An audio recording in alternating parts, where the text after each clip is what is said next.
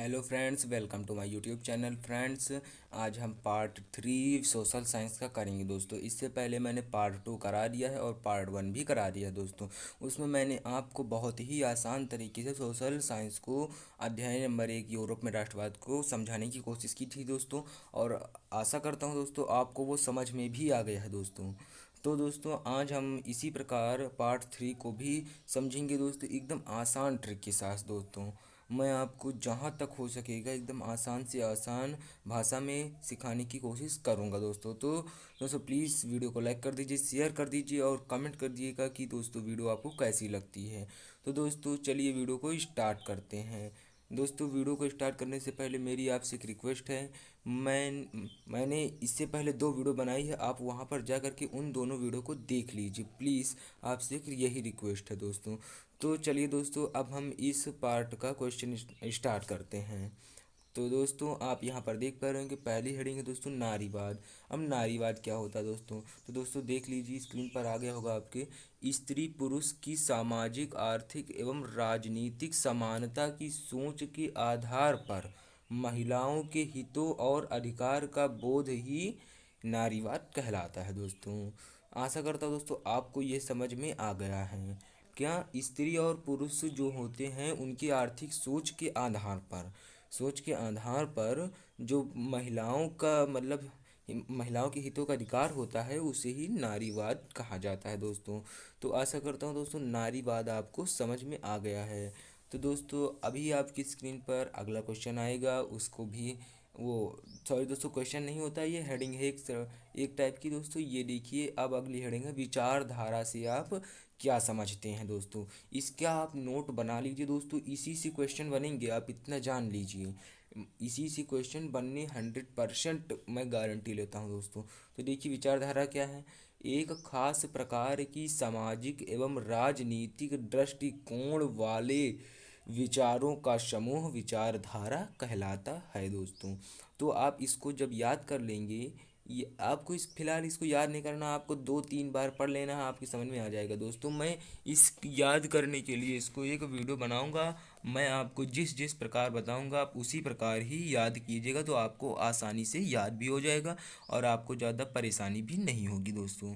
तो आशा करता हूँ आपको नारीवाद और विचारधारा समझ में आ गया। समझ में आ गया प्लीज़ वीडियो को लाइक करते चलिएगा दोस्तों। तो दोस्तों अभी इसी के बाद हमारा अगला टॉपिक आ गया नेपोलियन का शासनकाल। अब दोस्तों चलिए नेपोलियन का शासनकाल पढ़ लेते हैं, इससे भी क्वेश्चन बहुत वो बनते हैं दोस्तों। आप इसको कॉपी के में नोट करते रहिएगा दोस्तों। तो अब देख सकते हैं नेपोलियन, जब नेपोलियन ने फ्रांस पर शासन करना शुरू किया तब उसने फ्रांस में प्रजातंत्र को हटाकर राजतंत्र की स्थापना कर दी। जब उसने शासन करना प्रारंभ किया तब मतलब आपको मैं बताता हूँ, जब शॉर्ट में जब उसने शासन करना प्रारंभ किया तो उसने प्रजातंत्र को हटा दिया और राजतंत्र को चालू कर दिया दोस्तों। अब चलिए अब अगला मतलब इसी में टॉपिक है कि नागरिक संहिता या नेपोलियन संहिता 1804 क्या है। अगर क्वेश्चन आता है कि 1804 की नागरिक संहिता बताइए या नेपोलियन संहिता बताइए, तो आपको इसको लिख देना है। क्या? कानून के समक्ष सभी को बराबर रखा गया।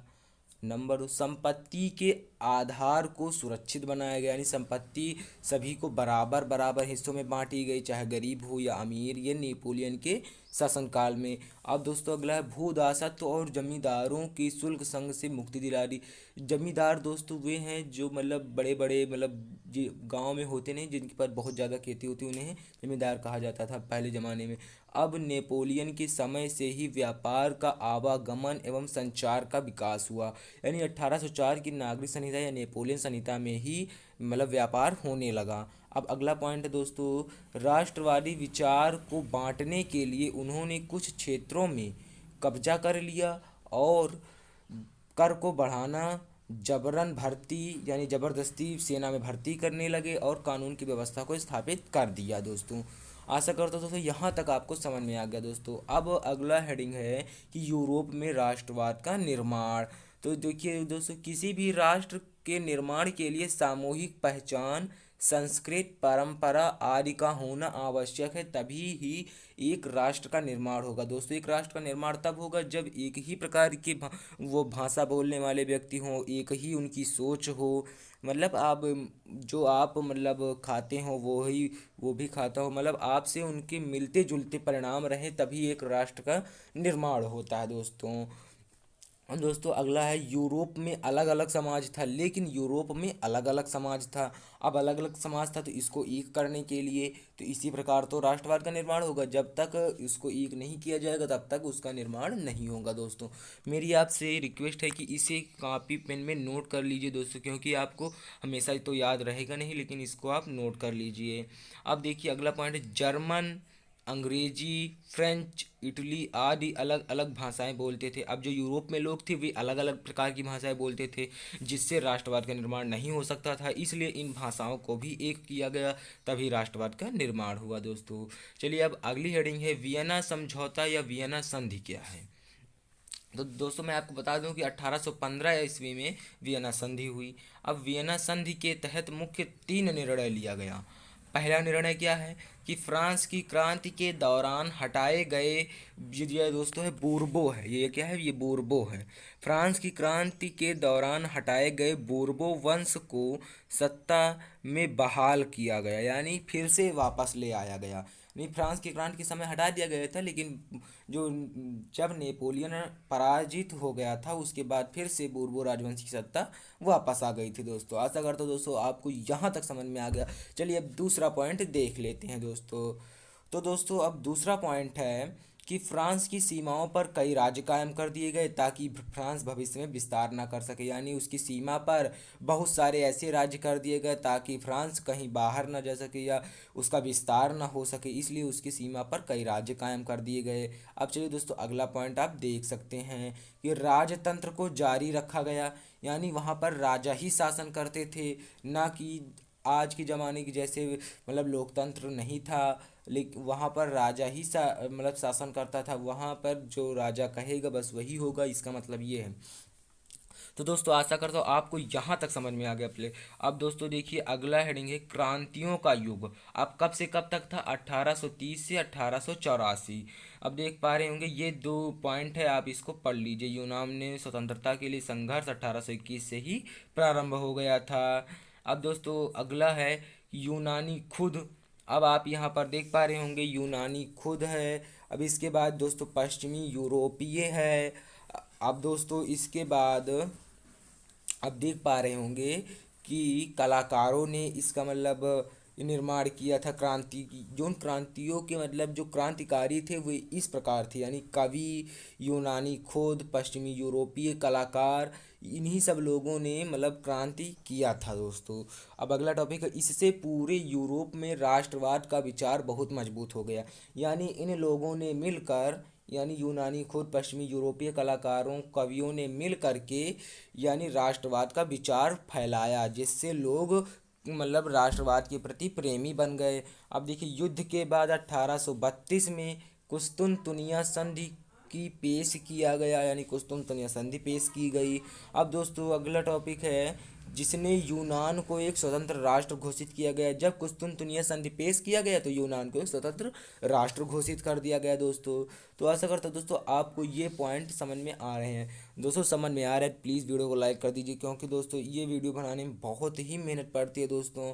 आपसे मैं क्या बताऊँ दोस्तों, ये 10 मिनट की वीडियो, 13 मिनट की वीडियो रहती है, लेकिन इसे बनाने में कम से कम 6 घंटे लग जाते हैं दोस्तों। अगली हेडिंग है रोमानीवाद दोस्तों। चलिए इसको भी पढ़ लेते हैं एकदम आसान ट्रिक के साथ दोस्तों। तो रोमानीवाद का मतलब दोस्तों अभी आप स्क्रीन पर देख पा रहे होंगे। तो राष्ट्रवाद का विकास केवल युद्ध क्षेत्र और के विकास से नहीं होता, यानी राष्ट्रवाद का विकास है वो लड़ाई और किसी भी राष्ट्र मतलब क्षेत्र के विकास से नहीं होता है, बल्कि इसके लिए हमें काव्य, कला, कहानी, किस्सा, संगीत की भी मदद लेनी पड़ती है। यानी हमें कला दिखा करके कहानी, किस्सा, संगीत आदि की भी मदद लेनी पड़ेगी, तभी आपके राष्ट्र का विकास होगा दोस्तों। तो आशा करता हूँ दोस्तों आपको ये 2 पॉइंट समझ में आ गया। दोस्तों समझ में आ रहा है प्लीज़ वीडियो को लाइक करते चलिएगा। तो दोस्तों अभी आप देख पाएंगे थोड़ी देर में आपकी स्क्रीन पर अगला पॉइंट आएगा दोस्तों। तो दोस्तों मैं आपको बता देना चाहता हूँ कि यही इस वीडियो में ही ये पूरा पाठ कंप्लीट हो जाएगा दोस्तों। जैसे अब देखिए अगला पॉइंट है, जैसे रूस में पॉलिश भाषा का प्रयोग, यानी रूस में एक ही प्रकार की भाषा जो है पॉलिश भाषा का प्रयोग राष्ट्रवादी भाषा के रूप में किया गया दोस्तों। चलिए दोस्तों अब अगले पॉइंट की ओर चलते हैं। तो दोस्तों अभी आप थोड़ी देर में आप देख पाएंगे आपके स्क्रीन पर अगला पॉइंट आ जाएगा दोस्तों। दोस्तों ये यहाँ तक आशा करता हूँ आपको समझ में आ गया है। अब दोस्तों अगला पॉइंट आप देख पा रहे होंगे, 1830 से 1848 अड़तालीस यूरोप की आर्थिक स्थिति कठिनाइयों में थी। यानी 1830 और 1848 का जो मतलब साल था, उसमें यूरोप की जो आर्थिक स्थिति थी बहुत ही भयानक थी दोस्तों, आप इतना समझ लीजिए दोस्तों। अब अगली हेडिंग है दोस्तों, भूख, कठिनाई और जन विद्रोह। तो दोस्तों चलिए इसको पढ़ लेते हैं। 1830 को कठिनाइयों का महान साल कहा जाता है। अब क्यों कहा जाता है, चलिए उसका कारण देख लेते हैं दोस्तों। इसका सबसे पहला कारण है जबरदस्त जनसंख्या में वृद्धि। ये कारण है दोस्तों, क्या जबरदस्त जनसंख्या में वृद्धि हो गई। अब लोग गांव से शहर की ओर जाने लगे, यानी काम की तलाश में लोग शहर की ओर जाने लगे, क्योंकि गांव में काम ज़्यादा मिलता नहीं है दोस्तों। आशा करता हूँ इसको पढ़ने में आपको ज़्यादा तकलीफ नहीं होगी दोस्तों, ये बहुत ही आसान है। बेरोजगारी में वृद्धि दोस्तों, बेरोजगारी में वृद्धि दोस्तों। अब अगला, गरीबों में वृद्धि, गरीबी में वृद्धि, यानी गरीबी ज़्यादा छाने लगी, जिसके कारण भूख और कठिनाई जन विद्रोह बढ़ने लगे थे। और इसी साल फसल बर्बाद हो गई दोस्तों। अब जानते हैं कि कठिनाई आती है तो एक तरफ से आती है, तो इसी साल फसल भी बर्बाद हो गई दोस्तों। जब फसल बर्बाद हो गई दोस्तों तो खाद्य सामग्री के दाम भी बढ़ गए दोस्तों। आप बेसिक सी बात है, जब फसल नहीं होगी तो खाद्य सामग्री के दाम तो बढ़ ही जाएंगे दोस्तों। तो दोस्तों अब आप यहाँ पर अगला पॉइंट देख पा रहे होंगे, खाने पीने की कमी और व्यापक रोजगार हो गया दोस्तों। यानी खाने पीने की भी कमी हो गई और व्यापक रोजगार भी हो गया दोस्तों। अब इसी के साथ अगला पॉइंट आपकी स्क्रीन पर आ गया होगा दोस्तों। इसमें यह बताया जा रहा है कि लोग सड़कों पर उतर आए, यानी लोगों के पास पैसा रुपया कुछ भी नहीं था, लोग सड़कों पर उतर आए दोस्तों। अब इसकी अगला टॉपिक आ रहा होगा आपकी स्क्रीन पर दोस्तों, अभी आप देख पाएंगे। हाँ तो दोस्तों इसका अगला टॉपिक है कि जगह जगह अवरोध लगाया गया, यानी जो किसान थे वे जगह जगह पर अवरोध लगाने लगे कि हमारी खेती में कैसे बढ़ावा हो।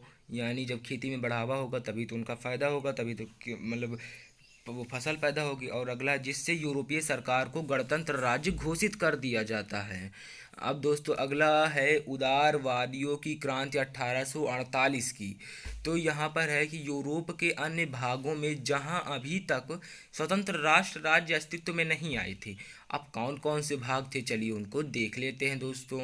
देखें इस पहले थोड़ा आप इसको पढ़ लीजिए। अब देखिए जैसे कौन कौन से राज्य थे, जर्मनी था, इटली था, पोलैंड था, ऑस्ट्रो था, हंगोरियन था। साम्राज्य की उदारवादी मध्य वर्गों के स्त्री पुरुषों ने, यानी इन्हीं लोगों ने 1848 की क्रांति की थी। अब अगला, संविधानवाद की मांग को राष्ट्रीय एकीकरण की मांग से छोड़ दिया गया। इस संविधान की जो मांगे थी उसको राष्ट्रीय एकीकरण की मांगों से छोड़ दिया गया था। तो दोस्तों आशा करता हूँ आपको उदारवादी क्रांति समझ में आ गई। दोस्तों समझ में आ गया है तो प्लीज़ लाइक कर दीजिएगा, शेयर कर दीजिएगा और दोस्तों कमेंट करना ज़रूर, कमेंट, क्योंकि मुझे भी मतलब प्रोत्साहन मिलेगा कि हाँ आप सभी लोग देखते हैं दोस्तों। इसी के साथ अब हमारी वीडियो ख़त्म होती है दोस्तों। जो भाई बहन लोग हमारी वीडियो को लास्ट तक देख रहे हैं उनको दिल से धन्यवाद दोस्तों। तो दोस्तों अब हम मिलते हैं आपसे अगली वीडियो में, अगली वीडियो में मिलते हैं दोस्तों। अब ये अगली वीडियो में दोस्तों हम आपको जर्मनी का एकीकरण और इटली का एकीकरण बताएंगे, क्योंकि वही दो टॉपिक रह गया है। तो दोस्तों आशा करता हूँ आपको ये वीडियो पसंद है। वीडियो पसंद है प्लीज़ लाइक कीजिए, शेयर कीजिए और कमेंट कीजिए वीडियो आपको कैसी लगी दोस्तों। धन्यवाद दोस्तों।